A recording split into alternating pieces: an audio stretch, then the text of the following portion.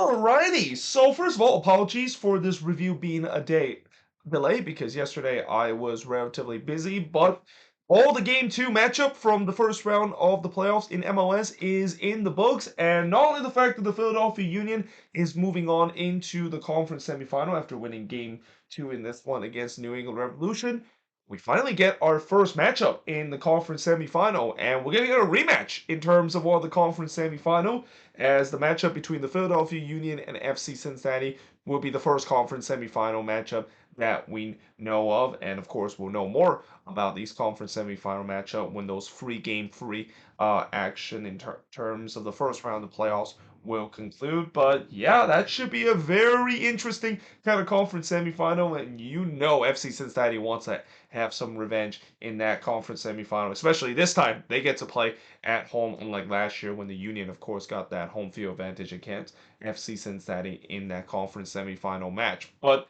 that being said, in terms of this match itself, while this was a match where, for New England, I think this match kind of is very similar to what we see with some of the other home teams this time. I mean, for those that were thinking like in game one, all the home teams has win, and it just shows you that home field advantage course means a lot. Well, in game two, maybe it's a little different because home team kind of struggle in terms of some of these game two matchup. I think only like half of the home team was able to win, and the reason why some of these home team aren't able to win is because they look very lackluster going forward on the attacking end. And this was an example of where despite the fact that New England they kind of dominate the possession and they control this game. They just have no answer in terms of breaking down this Union back line. And obviously, it kind of also doesn't help the fact that they found themselves down to 10 men for pretty much the entire part of the second half.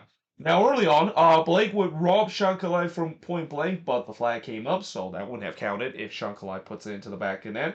But the Reds was definitely on the front foot. They were looking for the opener, but I thought that was by design. I mean, for Jim Kern, that on the road he tends to likes to sit back and try to look for those transitional moment and look for the set piece. Basically, the Union was trying to play a good road game, and they definitely play that well throughout this one because the shots were only 1-0 through 15 minutes into this one. Mark-Anthony Kaye would put it wide on the header before Sullivan had a shot that was deflected and goes wide. There was then a scramble in the Rev spot box, which end with Hariel struck the post. So again, despite the fact that the Revs dominate the possession in this game, it was the Union the one that had more of the chances or had some of the more dangerous chances. And again, they look threatening, and the Revs they were not doing a very good job in terms of defending set pieces. In fact, that scramble in the box all came from a set pieces.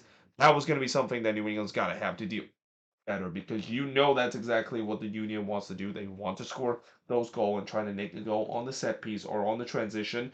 But up to that point, the possession was 62 to 38 in favor of the New England Revolution. We then had some coming together because it's kind of expected. I mean, you knew that both of these teams were going to have some coming together, especially for after what we saw in game one. And also, both of these teams, they do not like each other. And I'm pretty sure they definitely don't like each other, knowing that this, even though it's only game two of this series, this is technically the third game. If you go back to when both of these teams face off against each other back in decision day. So yeah, if you play, as I mentioned before, if you play each other twice in a short amount of period, there's going to be some dislikeness. We'll try to maybe do it 3 times in a row in terms of both teams facing off against each other. That's when you're definitely gonna see some tempers and some dislikeness between both of these teams. In the 41st minute, Gasbeck would put it wide on a weak shot, and then in the 44th minute, a red card was handed out. It's Mark-Anthony Kaye that gets the red card here. They did go to VAR to see whether or not when Mark-Anthony Kaye, it looked like he stopped, tried to jump over Gastek, but he ended up putting his foot on Gastek, and yeah, that is worthy of a red card, and that is absolutely the right call. I mean, I get it. Yes, Mark-Anthony Kaye trying to jump up there and trying to hop over Gastek, who was on the ground after he was fouled.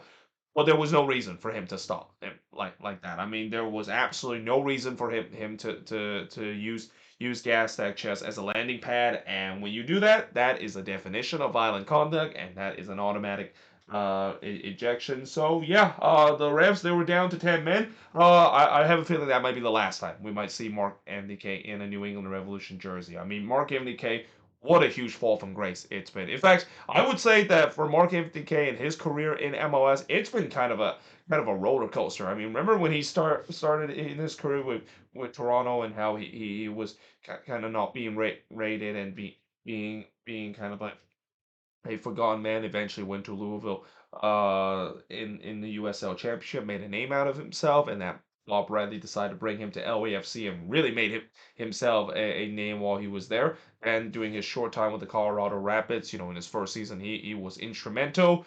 But then that's when things started to go downhill, and it's been going downhill ever since, to a point where yeah, this might be the last time we might see him in a New England Revolution jersey, and maybe even the last time we might see him in an MLS jersey too, because I don't think there's going to be any team that is looking at trying to get Mark MTK unless if they're using him as a utility pieces. And that again, for a guy that definitely had aspiration to be a regular in the Canadian national team, this is definitely not going to help his case. And that again, his career, it's been a wild career for Mark MTK, but it's definitely heading to the downwards slope, to a point where it's almost similar to when he burst into the scene and kind of become a forgotten man when he joined Toronto FC.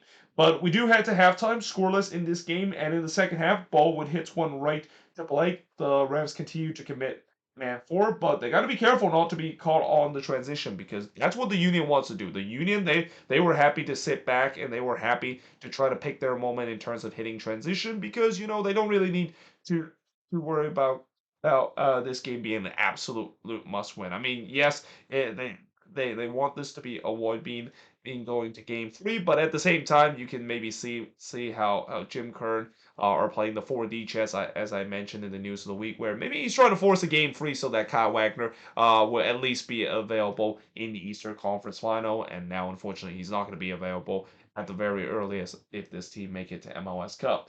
And then the post would deny McGlynn and the Union the second time on the free kick. So yeah, the post was not kind to the Union in this one, but Heel then puts it wide from long range as the refs. I thought they looked like out of ideas in the final third. Like they just don't know how to break down this Union back line. And part that has to do with just lack of quality and just kind of lack of speed in terms of trying to break down this Union backline. They were moving the ball way too slowly. It was just way too predictable for the Union to defend.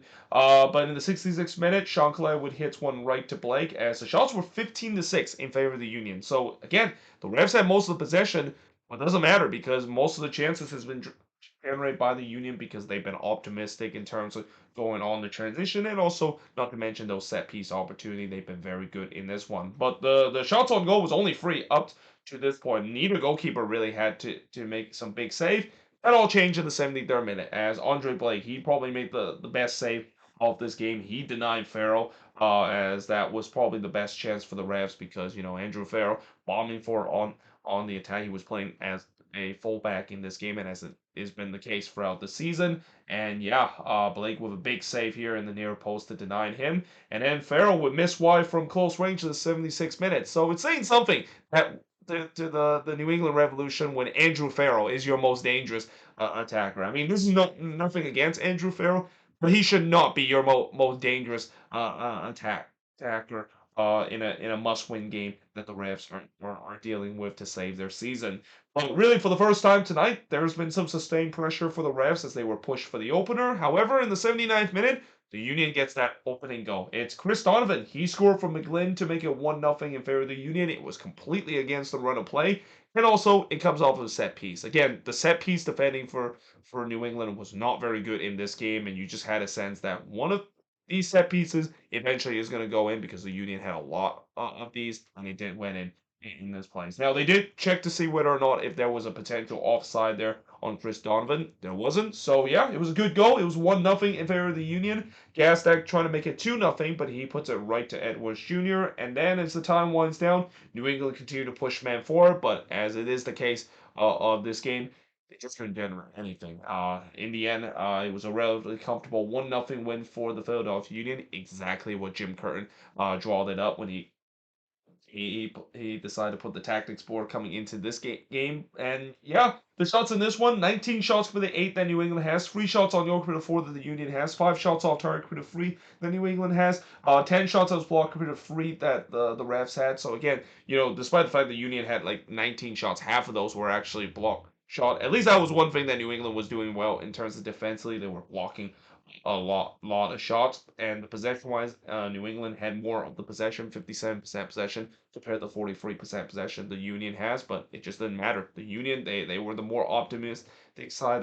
They play a perfect road game in this one to move on into the next round. And like I said, that should be a very interesting next round. I mean, it's basically Philly West versus Philly East again, with the Union playing against Cincinnati, and I won't be surprised. Like I've been think, besides the first round where we saw a very much anticipated game between St. Louis and Sporting KC, that one is equally as highly anticipated because again, both of those teams playing the same style. With one of the team having their GM and head coach coming from the Jim Kern and also the Philadelphia Union tree. So yeah, that should be a heck of a matchup, and it's a shame that we don't have a best of three series and there's only a one game kind of series in in that one. But for the New England Revolution, I mean, as everybody kind of predicted, they were going to flame out in the playoffs. I mean, I will say that this series, I kind of feel like it was more of a painful full slow death for them rather than a fast death. I mean, they weren't really dominate in this two game series, but again, it's just when you look at things that just kind of fall apart for this New England team, all started with the whole Bruce Arena situation. It just feels like it's a very disappointing way to end the season, and now heading into the off season, there is gonna a ton of question that's going to be have to address. I mean, the Bruce Arena situation, to this day, it still have not been fully addressed, and again, we don't know whether or not if that will ever be addressed. But also, just when you look at the roster and just also looking at who's going to be the next head coach of this team. I mean, again, if you're a head coach and you're looking for a job, I don't know if New England might be a place you want to do. I mean, there are talent on this team, but because of the murky water, but in the front office that is still not cleared up with the whole Bruce Arena situation, do you really want to be part of that toxic kind of place? So yeah, the Rams are definitely in a very difficult situation heading into the off season, and it'll be interesting to see how things is going to go for them. But either way, hope you guys enjoyed this video. If you do, make sure you guys leave a like, smash the subscribe button. As always, let me know in the comments below what do you think of this game. And yeah, hope you guys enjoyed this video, and I will see you guys next time.